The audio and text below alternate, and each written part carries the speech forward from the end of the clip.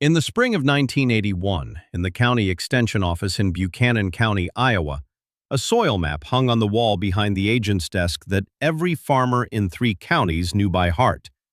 The good ground was shaded dark, rich black prairie loam that grew 150-bushel corn without breaking a sweat. The average ground was shaded gray, and then there was a patch in the northwest corner near the river bluffs, shaded almost white. 40 acres, Class 6 soil. Rocky, thin, steep in places, the kind of ground where a plow blade hit limestone before it found 6 inches of depth. The county extension agent, a man named Dale Meeser, had a name for it. He called it dead ground. Nobody argued with him. That 40 acres had been passed over, traded away, and abandoned more times than anyone could accurately count. The last tenant farmer who'd tried to work it gave up after 2 seasons and told the landlord he'd rather dig ditches than fight those rocks one more day. The weeds took it. Cedars crept in from the fence rows. The county eventually stopped listing it as cropland in the assessor's records. For all practical purposes, it had been erased. And then, in March of 1981, a man named Walter Gunderson bought it. 40 acres of the worst ground in Buchanan County, Iowa. He paid $185 an acre when good ground was selling for $3,200. The John Deere dealer in town, a man named Phil Kramer, heard about it at the feed store that afternoon and laughed so hard he spilled his coffee. Walt Gunderson just bought dead ground, he told the men around him. That's like buying a coffin and calling it a house. Everybody laughed. For a while, that was the joke. Then it wasn't. To understand why Walter Gunderson bought 40 acres of rock and failure, you have to understand what was happening in rural Iowa in 1981. And to understand that, you have to go back a few years, to when the whole Midwest convinced itself that good times were a permanent condition.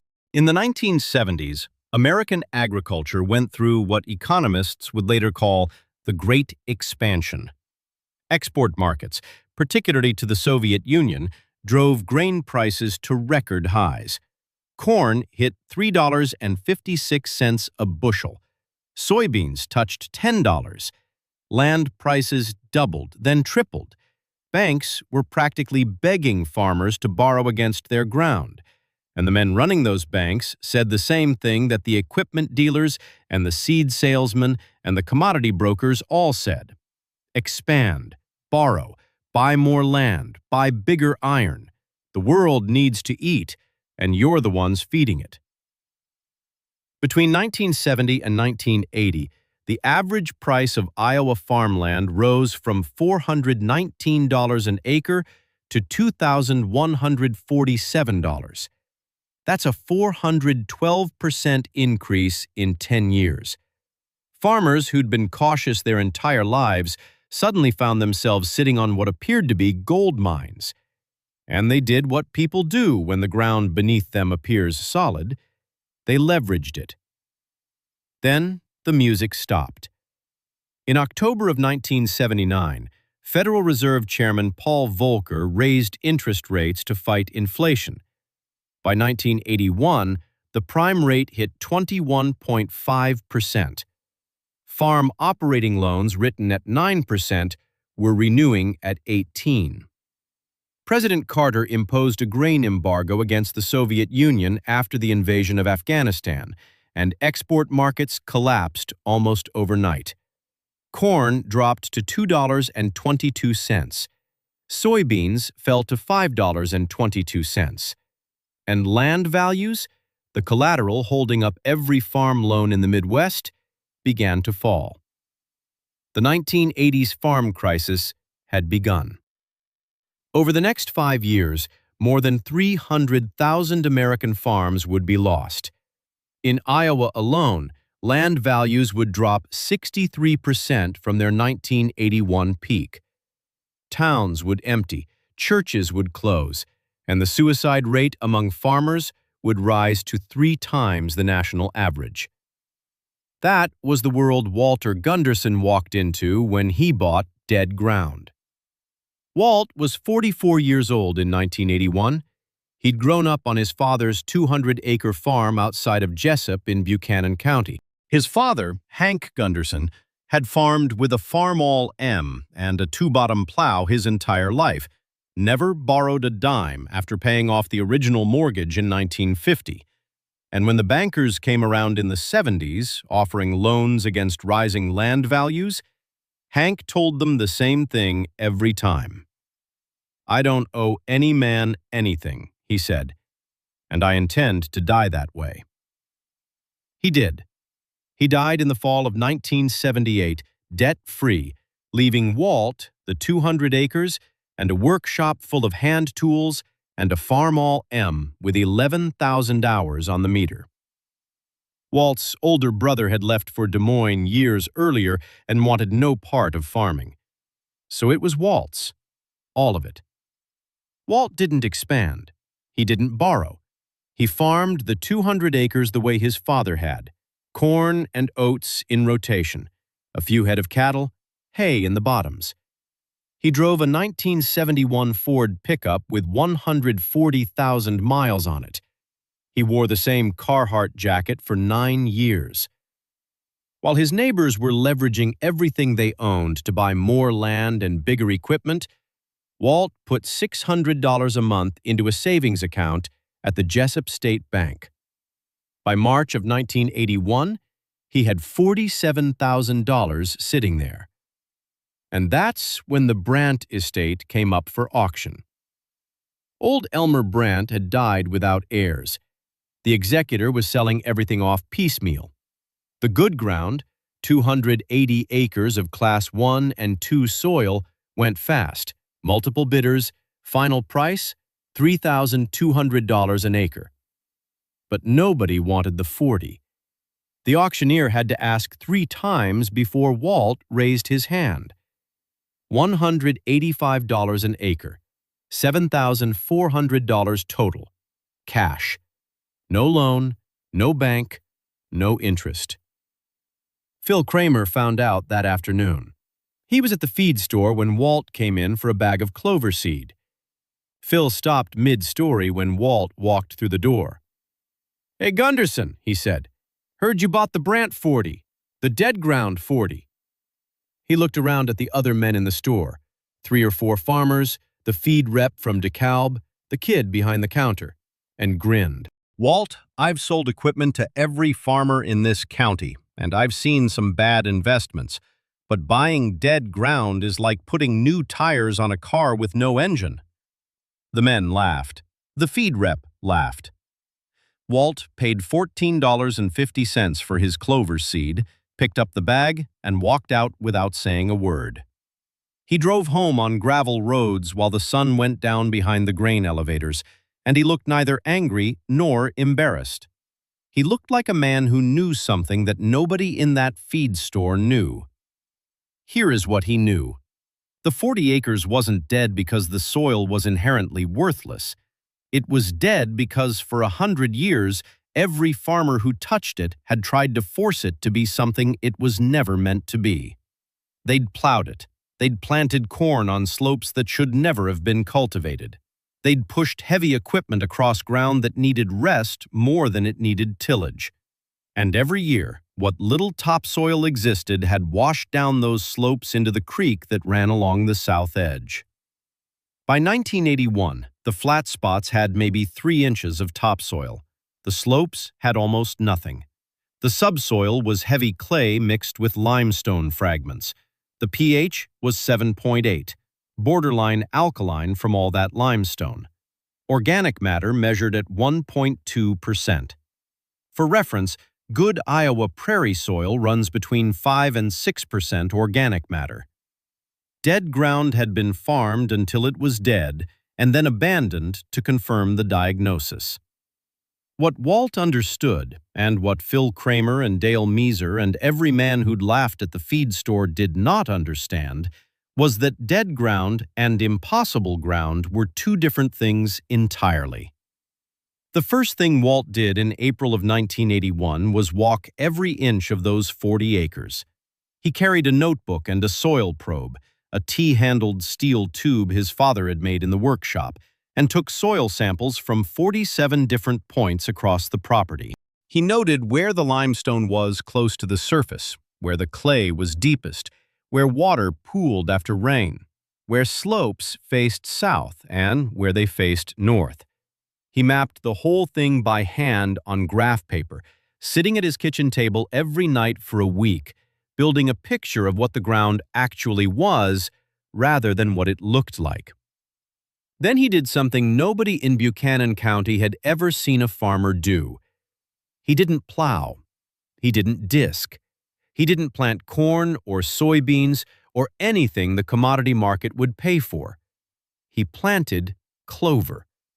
Red clover specifically, 15 pounds per acre, broadcast by hand from a canvas bag slung over his shoulder, walking those rocky slopes in his work boots while his neighbors drove air-conditioned cabs across flat black ground that the banks would own inside of 4 years.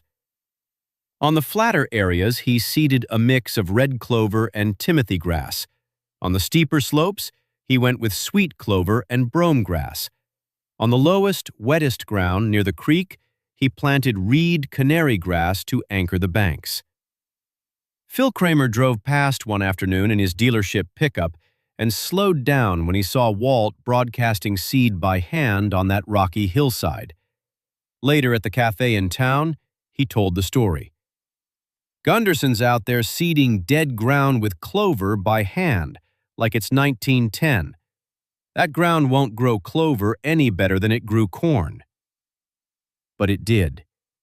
Because here is what Phil Kramer and most of Buchanan County didn't understand about clover.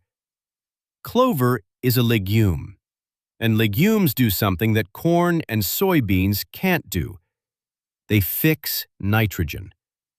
Their roots form a relationship with soil bacteria called rhizobium, which pulls nitrogen gas from the atmosphere and converts it into a form that plants can use.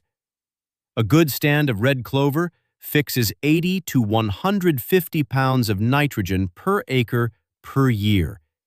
That's the equivalent of $40 to $75 worth of anhydrous ammonia, delivered for free with no equipment, no fuel, no application cost. But that wasn't the only thing the clover did. The roots went deep, deeper than corn roots, deeper than wheat. They broke through that heavy clay subsoil and created channels, tiny pathways for water and air to penetrate ground that had been compacted and abused for a century. When the clover died back in winter, those channels stayed open, and the decaying roots fed the soil biology. Earthworms came, fungi came, the microscopic life that makes soil alive, bacteria, protozoa, mycorrhizal networks, came back to ground that had been biologically dead for decades. Walt didn't harvest the clover the first year. He let it grow, let it bloom, let the bees work it, and in October he mowed it flat and let it lie. The biomass went back into the soil. Cover, mulch, food for the microbes building underneath. The second year, 1982, he did the same thing, but he added something. He made a deal with a dairy farmer named Arch Schultz 3 miles down the road who had more manure than he knew what to do with. Walt hauled it himself, 15 loads with a borrowed spreader and his old Farmall M, spreading it thin across the flatter ground. The nutrients fed the clover fed the soil, and the soil, quietly, invisibly, began to change. That same year, the crisis arrived in Buchanan County. With the coal deficiency, it arrived everywhere in Iowa. The first foreclosure notices went out in the spring. Phil Kramer's dealership, which had sold 32 new John Deeres in 1979, sold 7 in 1982, and 3 of those were repossessions from his own customers that he had to take back and resell at a loss. The showroom that had been full of green iron was half empty. Phil started selling used equipment, including farmalls, which he would have laughed at 4 years earlier. Walt watched it all from dead ground. He didn't say anything. He just kept planting clover. By the fall of 1982, Walt took another round of soil samples. The organic matter in the flat areas had risen from 1.2% to 1.6% in a single year. It doesn't sound like much, but in soil science, a 33% increase in organic matter in 1 year on ground that had been declining for a century is not a number you see very often.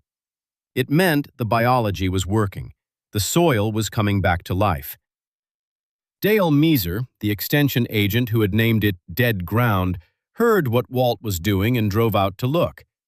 He walked the 40 acres, took his own samples, and didn't say much. But when he got back to his office, he pulled out Walt's file and made a note in the margin.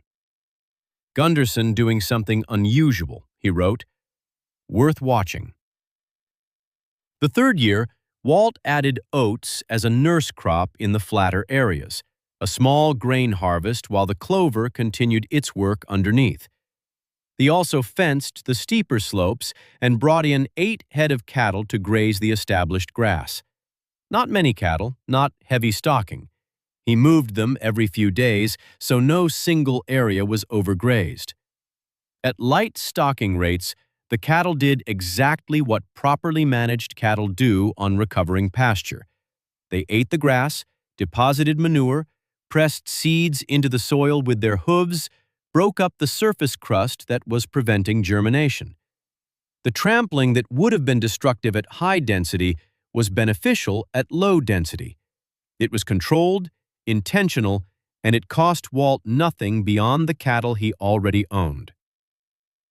In the fall of 1983, Walt drove to a meeting at the Iowa State Extension Office in Independence, where a soil scientist from Iowa State University named Dr. Richard Coig was presenting on something called no-till farming. The idea was simple but radical in 1983. Stop plowing. Stop disturbing the soil.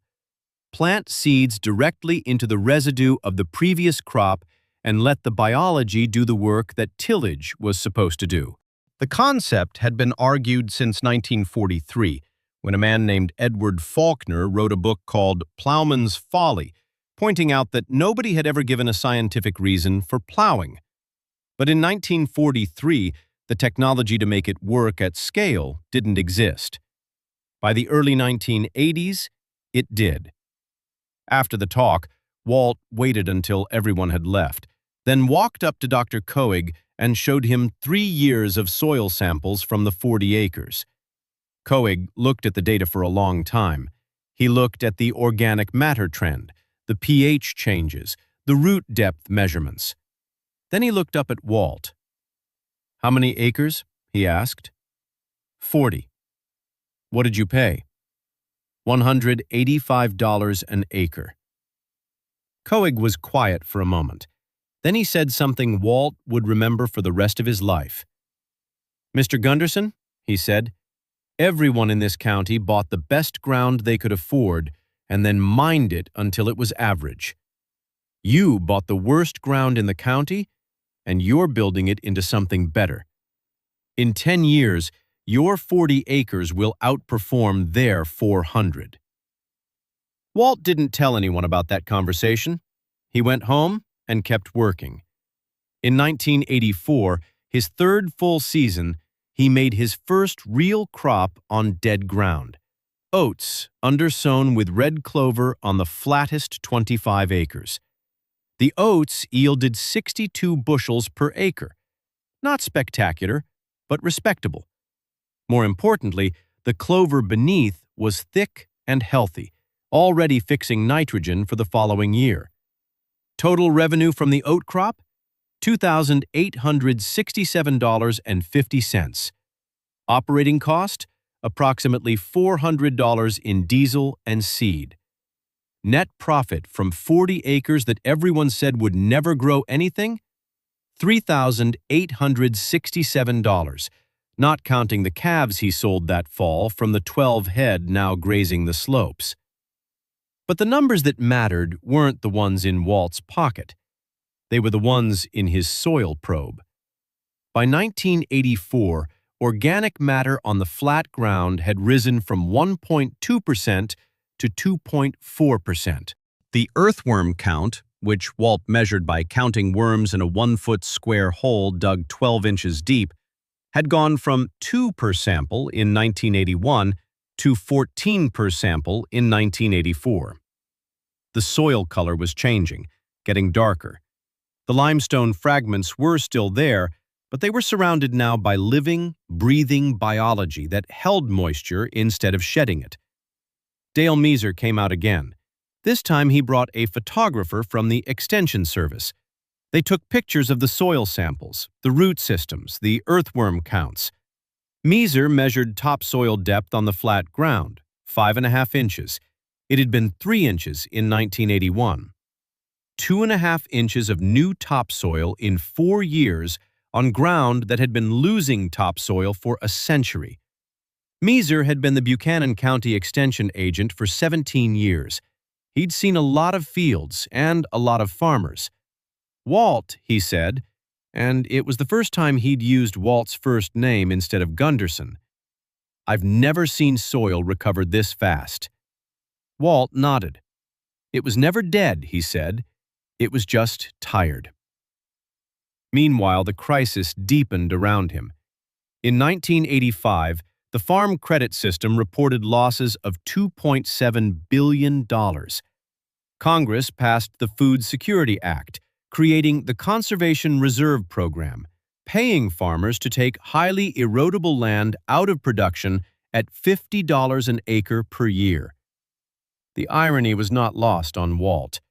The government was now paying people to do what he'd been doing for free for 4 years. And his 40 acres was already earning more than that and getting better with every season. Phil Kramer closed his dealership in 1986. The big green sign went dark for the first time in 23 years. Phil took a job selling insurance in Waterloo. Some said he was lucky to get out with his house. A lot of his customers didn't. That same year, Walt planted his first corn on dead ground. Not all of it, just 8 acres, the flattest, best recovered ground. He planted it no-till, using a planter he'd modified himself in the workshop, adding coulters to cut through the clover residue. No commercial fertilizer, no herbicides. He planted the corn directly into the killed clover's sod, trusting 5 years of biological work to provide what the seed needed. The stand came up uneven. The rows were thinner than a conventional field. Phil Kramer, even without his dealership, drove past and reported at the cafe that Gunderson's corn looked like hell. Told you that ground was dead. But Phil was looking at the rows. Walt was looking at the roots. When the August heat hit, the kind of heat that bakes Iowa clay into concrete and stresses conventional corn into rolling its leaves by noon, Walt's corn didn't roll. The soil under the clover residue was cool and moist. The mycorrhizal fungi his 5 years of biological work had established were delivering water and phosphorus from depths that conventionally farmed roots couldn't reach. The soil he'd built functioned like a sponge, absorbing rainfall and releasing it slowly through the dry weeks. His 8 acres of first-year corn on dead ground yielded 134 bushels per acre. The county average that year on ground everyone considered some of the best in the state was 128 bushels. Dale Meeser picked up the phone and called Iowa State. "You need to send someone out here," he said. "Something is happening on Gunderson's 40 that you need to see." Iowa State sent a graduate student named Karen Price to study the property in the summer of 1988. She spent the summer collecting data, and what she found became the foundation of her master's thesis. The organic matter on the original dead ground had risen from 1.2% to 3.8% in 7 years. Water infiltration, how fast rainfall soaks into the soil instead of running off, had increased by 340%. Earthworm population was 22 per cubic foot, higher than the county average on Class 1 soil. Topsoil depth on the flat ground had reached 6 inches. Karen's thesis, titled Biological Restoration of Degraded Cropland in Northeast Iowa, a 7-year case study, would be cited in 12 subsequent research papers on soil health and regenerative agriculture. Walt never read it. He was too busy farming. In 1988, he planted 30 of the 40 acres to corn. Yield? 148 bushels per acre. County average that year? 131. Still no commercial fertilizer, still no herbicides. His cost per bushel was approximately 85 cents. The county average cost per bushel was around $2.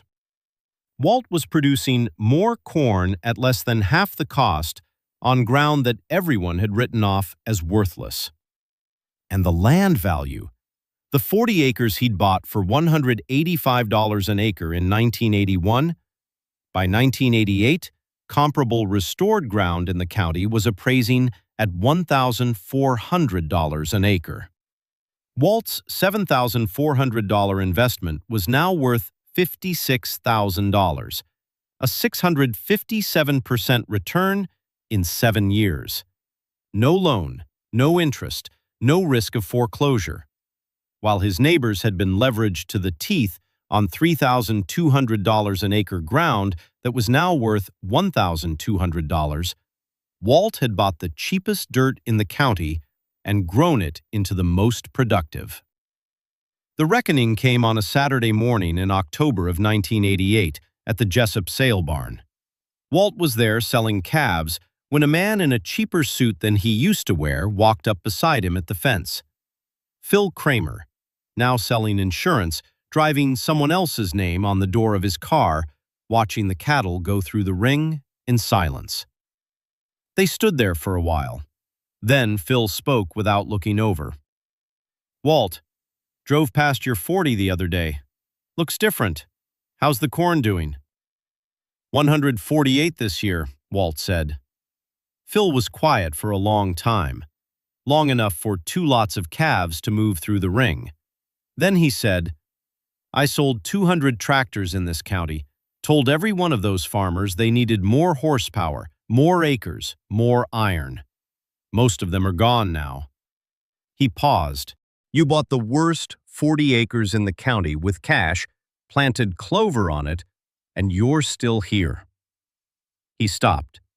Walt kept his eyes on the ring. "I think maybe you were the only one who knew what he was doing," Phil said. Walt nodded once. Then he said the only thing he could think of that his father would have said. "The ground was never the problem, Phil. The debt was."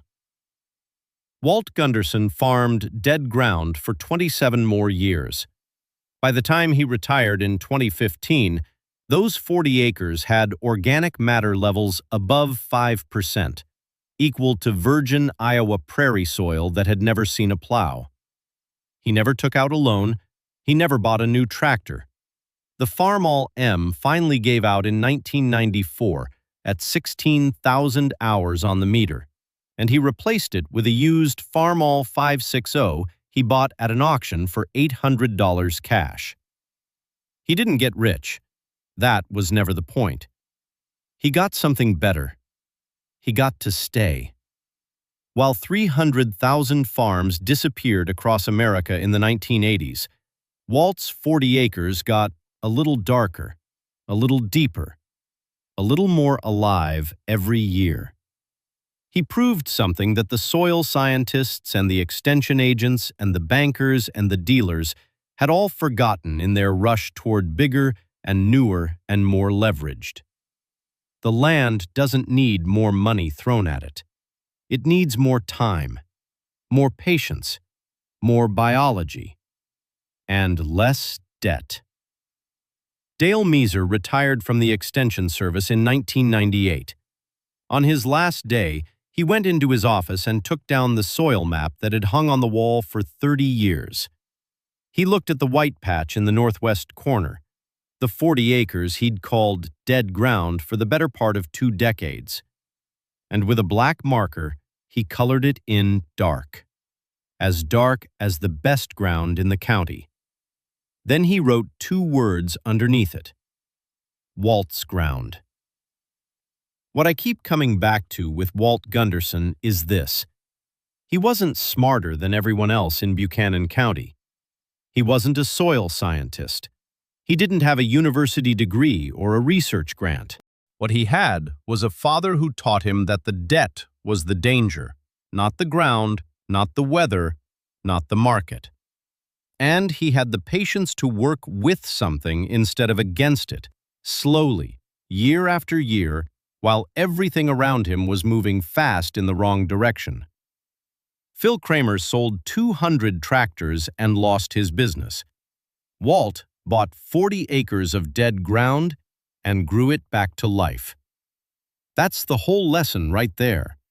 If this story hit different, give it a like, subscribe if you're new, and drop 1 word in the comments that describes Walt Gunderson. Just 1 word. Let's see what this community says.